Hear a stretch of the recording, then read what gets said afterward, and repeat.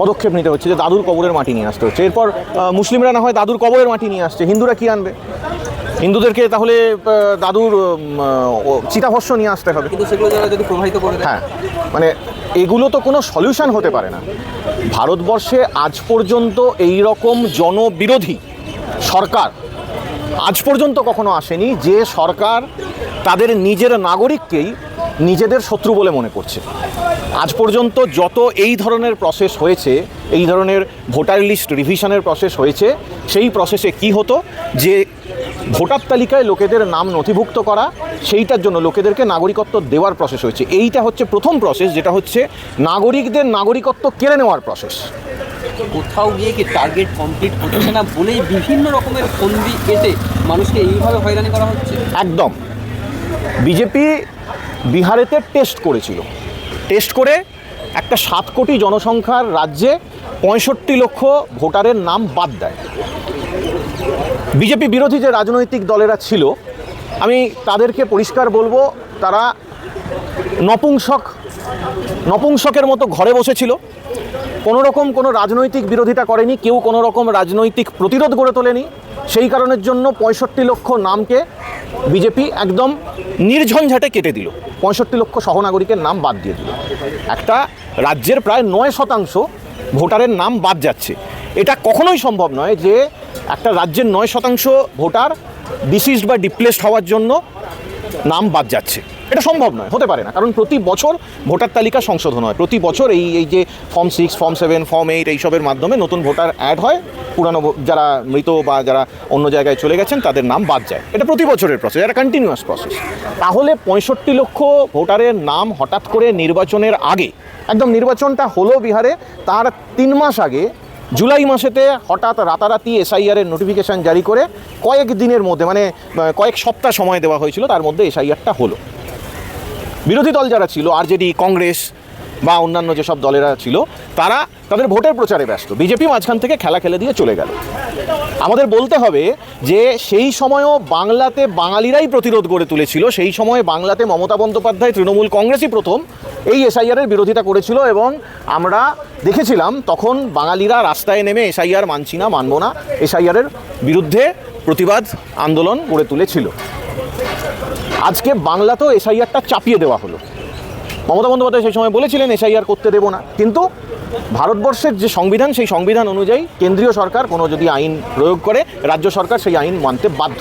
সেই কারণে এসআইআরটা করা হচ্ছে। নির্বাচন কমিশনার যুক্তরাষ্ট্রীয় সরকারের আন্ডারে সেই নির্বাচন কমিশন করছে। কিন্তু মমতা বন্দ্যোপাধ্যায় বা তৃণমূল কংগ্রেস বা অন্যান্য যে গণসংগঠনেরা রয়েছে, সেই গণসংগঠনেরা এই বিষয়গুলো রীতিমতো গুরুত্ব দিয়ে দেখছেন বলেই এবং পথে নেমে আন্দোলন করছেন বলেই এসআইআরেতে ওরা বিহারেতে যেরকমভাবে, মানে দুধে জল মেশায়নি, বিহারেতে ওরা জলে দুধ মিশিয়েছিল, বাংলায় সেটা করতে পারেনি। এটা বিজেপি যখন বুঝতে পারলো, তখন দেখলো যে প্রাথমিক লেভেলে ওই এনুমারেশন ফর্মের যে ব্যাপারটা ছিল, সেই এনুমারেশন ফর্মের জায়গাটায় বিজেপি অতটা জালিয়াতি করতে পারেনি। কারণ প্রতিটা বিএলওর সঙ্গে বিজেপি বিরোধী যেসব রাজনৈতিক দলেরা ছিল, তাদের বিএলএরা ছিল, তাই এই জালিয়াতিটা তারা করতে পারেনি। এখন বিজেপিকে কি করতে হবে? বিজেপিকে বাংলা দখল করতে গেলে তারা তো রাজনৈতিকভাবে দখল করতে পারবে না। সামনের যে নির্বাচন রয়েছে, নির্বাচনে তারা জিততে পারবে না। তাহলে নির্বাচনে জিততে গেলে তাদেরকে এরকমভাবে জালিয়াতি করতে হবে। তাই আজকে এই এসআইআরের হিয়ারিংয়ের নাম করে নাটক হচ্ছে, মানুষকে হেনস্থার মুখে ফেলা হচ্ছে। উত্তরপ্রদেশে খসড়া লিস্ট বেরিয়েছে, সেই লিস্টে দেখা যাচ্ছে পশ্চিমবঙ্গের তুলনায় প্রায় মৃত ভোটার, স্থানান্তরিত ভোটার, ডুপ্লিকেট ভোটার, এই সমস্ত ভোটার পশ্চিমবঙ্গের তুলনায় প্রায় দ্বিগুণ। কিন্তু প্রশ্ন তুলছে বারবার কেন্দ্রীয় স্বরাষ্ট্রমন্ত্রী থেকে শুরু করে প্রধানমন্ত্রী থেকে শুরু করে বাংলাতে নাকি ঘুষপেটিয়া রোহিঙ্গা বাংলাদেশি আছে, কি বলবেন?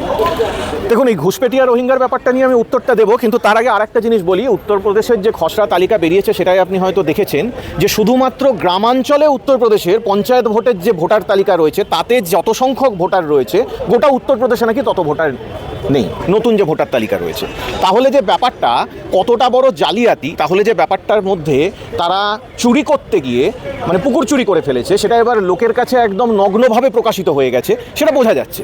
মানে আপনি যদি অঙ্কে গোজামিল দিয়ে উত্তর মেলানোর চেষ্টা করেন, তাহলে সেই অঙ্কটা যে ভুল হয়েছে সেটা একটু চোখ বোলালেই বোঝা যাবে। এখানে সেই ভুলটা চোখের সামনে ধরা পড়ে গেছে বলেই ওরা আজকে পালানোর পথ পাচ্ছে না, বাংলাতে এইসব ঘুষপেঠিয়া, বাংলাতে এইসব রোহিঙ্গা ইত্যাদি ইত্যাদির গল্প শোনাচ্ছে। আজকে আপনারা তো সকলেই জানেন যে সারা পৃথিবী জুড়ে রোহিঙ্গার সংখ্যা 17 লক্ষ, যেটা কাউন্টেড হয়েছিল 2016-17 সালে। আমি সেটা ধরে নিলাম আজকে আরও বেড়েছে। কত হয়েছে? 17 লক্ষের ডবল হয়েছে, হয়তো 34 লক্ষ আমি ধরে নিচ্ছি, হিসেব মতো নয়, কেউ হয়তো 17 লক্ষটা 20 লক্ষ 22 লক্ষ হতে পারে। আমি তর্কের খাতিরে ধরে নিলাম যে রোহিঙ্গার সংখ্যা সারা পৃথিবী জুড়ে 34 লক্ষ। এখানে ভারতীয় জনতা পার্টি কি বলছে না, জগন্নাথ চট্টোপাধ্যায় বলে দিল 3,70,00,000। তারপর আমাদের বিরোধী দলনেতা কখনো 1 কোটি বলছেন, কখনো 1.5 কোটি বলছেন।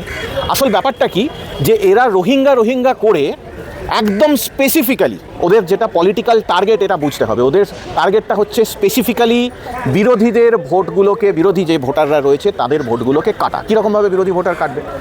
আজকে যদি কোনো একটা বুথ আমরা বিগত নির্বাচনের ফলাফল বিশ্লেষণ করে দেখি যে এই বুথটায় বিজেপি বিরোধী ভোটারের সংখ্যাটা অনেক বেশি, তাহলে সেই বুথ থেকে যদি প্রচুর লোককে এরকম হিয়ারিংয়ে ডেকে নানা রকম টালবাহানা করে ফাইনাল ভোটার লিস্টে যদি তার নামটা বাদ দিয়ে দেওয়া হয়, ফাইনাল ভোটার লিস্টটা বেরোবে কবে? ফাইনাল ভোটার লিস্ট বেরোবে ফেব্রুয়ারির মাঝামাঝি সময়। ফেব্রুয়ারির মাঝামাঝি যদি ভোটার লিস্ট বেরোয়, তার পরপরই নির্বাচন এসে যাবে।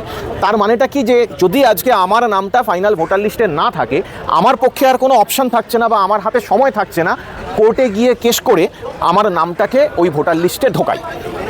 আজকে তো এরকম একটা ব্যাপার, মানে ওরা এমন নক্কারজনক কাজ শুরু করে দিয়েছে যে বিজেপির যেসব নেতাকর্মীরা রয়েছে, ওরা কি কারিয়াকর্তা নাকি সব বলে, তারা করছে কি, ওই ফর্ম 7 সেখান থেকে ফর্ম 7 তুলে নিয়ে এসে আমার আপনার নাম করেও ওই ফর্ম 7 জমা দিয়ে দিচ্ছে আমাকে, যাতে ডাউটফুল ভোটার বা ডি ভোটার করে ওখানে আমার ভোটার তালিকা থেকে নামটা বাদ দেওয়া হয়।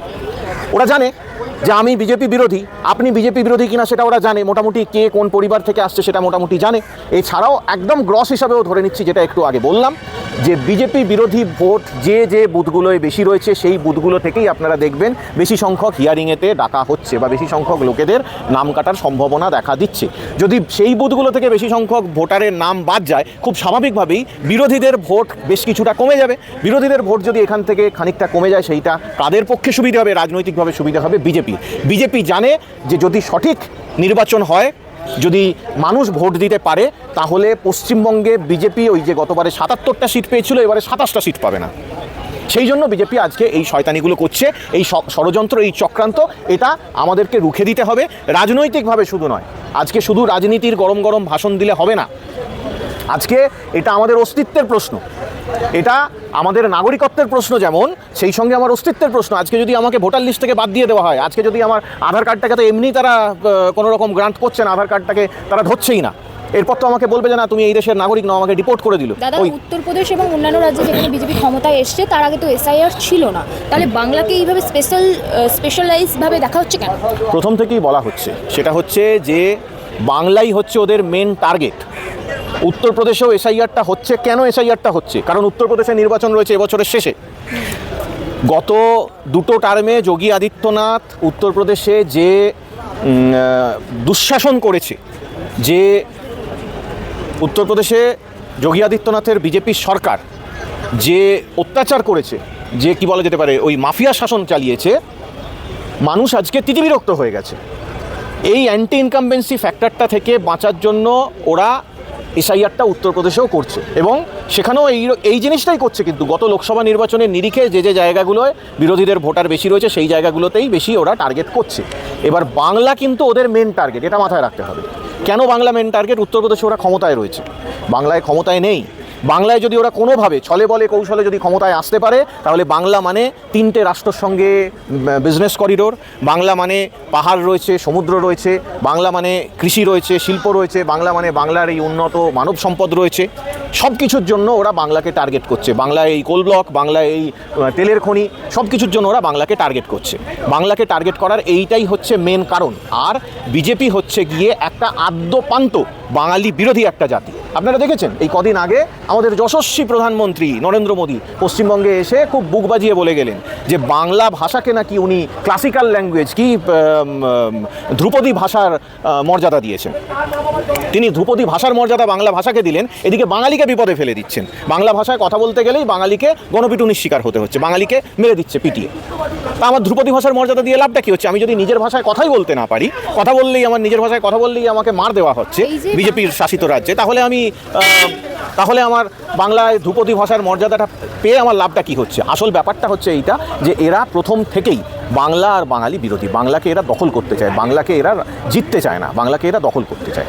এই যে বাঙালিরা বিভিন্ন রাজ্যে গিয়ে মার খাচ্ছে এবং বিভিন্ন হেনস্থার শিকার হচ্ছে, মারা মৃতদেহ পর্যন্ত বাংলায় আসছে। যদি পশ্চিমবঙ্গে শিল্প হয়, যেটা মাননীয় বারবার দাবি করে ভোটে যেতেন যে শিল্প করবো, যদি শিল্প হয় তাহলে তো বাঙালিদের বাইরে যেতেও হয় না, এইভাবে হেনস্থাও শিকার হতে হয় না। কি বলবেন? এই কথাগুলো আসলে না বাস্তবসম্মত কথা নয়। কেন? বাংলায় শিল্প হলেই যে ওই যে শ্রমিকেরা বাইরে গিয়ে মার খাচ্ছে তারা সেই মানে সেই কারখানায় বা সেই সব ইন্ডাস্ট্রিতে চাকরি পাবে, এটার কে নিশ্চয়তা দিয়েছে? আজকে সারা পৃথিবী একটা গ্লোবাল ভিলেজে পরিণত হয়েছে। ভারতবর্ষের সংবিধান আমাদেরকে অধিকার দিয়েছে ভারতবর্ষের যে কোনো প্রদেশে গিয়ে যে কোনো ভারতীয় তার রুটি রুজি চালানোর ব্যবস্থা করতে পারে, আমাদের সংবিধান স্বীকৃত অধিকার। যদি এই কথাটাই বলে থাকেন যে বাংলায় শিল্প হচ্ছে না বলে তারা বাইরে যাচ্ছে, এই কথাটা সম্পূর্ণভাবে একটা মিথ্যে কথা। কারণ বাংলায় যদি শিল্প না হতো তাহলে এই যেসব রাজ্য থেকে, এই যে কদিন আগে উড়িষ্যায় বাঙালি মার খেয়েছে, কদিন আগে বিহারে বাঙালি মার খেয়েছে বা উত্তরপ্রদেশে বাঙালি মার খাচ্ছে, ওই সব রাজ্যগুলো থেকে প্রতিদিন হাজারে হাজারে ওই সব রাজ্যের বাসিন্দারা কেন বাংলায় আসছে?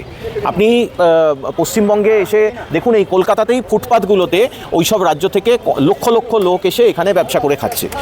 এখানে যেসব জুট মিলগুলো রয়েছে সেই সব জুট মিলেতে লক্ষ লক্ষ ওখানকার শ্রমিক এসে কাজ করছে।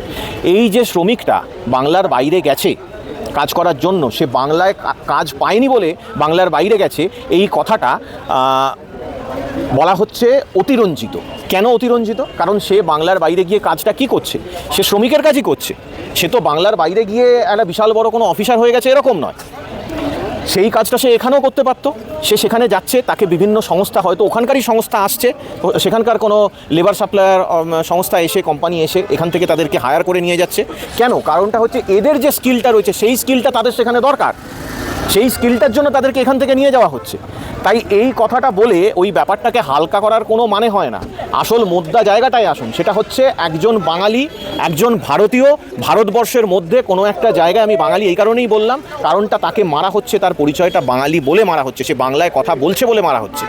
এই তো বাংলায় যেসব বিহারিরা, উত্তরপ্রদেশিরা, গুজরাটিরা, রাজস্থানীরা এখানে এসে ব্যবসা করে খাচ্ছেন বা চাকরি বাকরি করে খাচ্ছেন বা হকার বৃত্তি করছেন, তাদেরকে কজনকে বাঙালিরা পেটাচ্ছে? কাউকে পিটিয়েছে আপনারা দেখেছেন?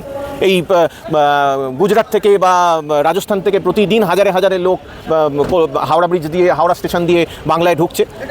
তার মানে কি বলতে হবে যে গুজরাটে শিল্প হয়নি? তাহলে বলতে হবে যে নরেন্দ্র মোদী ওখানে 15 বছর মুখ্যমন্ত্রী থেকেছে, গুজরাটে শিল্প করেনি, তারা সেখান থেকে ওই কারণের জন্য বাংলায় আসছে। এই কথাগুলোর আসলে কোনো যুক্তি নেই। মেন ব্যাপারটা হচ্ছে এইটা যে বাংলা বলার জন্য বিজেপি শাসিত রাজ্যে বাঙালিরা মার খাচ্ছে, তার কারণটা হচ্ছে গিয়ে এরা প্রকৃত অর্থেই বাঙালি বিরোধী। এরা বাংলার উন্নতি, বাঙালির উন্নতি দেখতে পায় না। এই বাঙালি বিরোধী, বাংলা বিরোধী বিজেপিকে বাঙালিদের একেবারে সমূলে উৎপাটিত করতে হবে বাংলা থেকে।